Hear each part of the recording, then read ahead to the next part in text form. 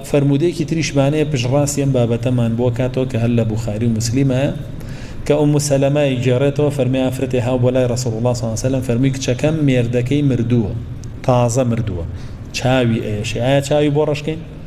هيك شاوي بورشكين يعني ما أفرت جوان كاري بكاري هنا ولا تعزي درتشو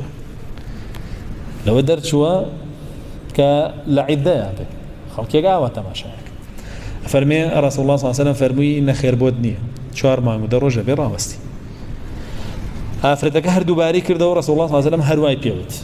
آخر جار كدوباري كردو رسول الله صلى الله عليه وسلم فرمي إيه ولا جاهلية هر يكتاني يك صال أو استعنك شوار ما مدرج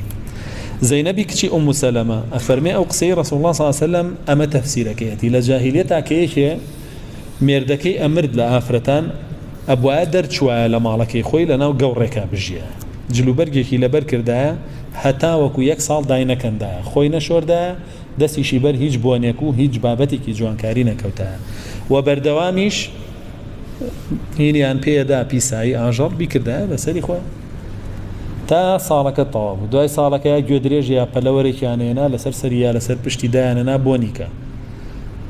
ئەگەر گوێ درێژەکە بۆنی بکردایە و بۆنی لەو بچوایە ئەوە ئەیان هێژی تر خۆی بشۆرێەوە یانت عیدەکەی تەواو بوو جاهلیەت ئاوا بوو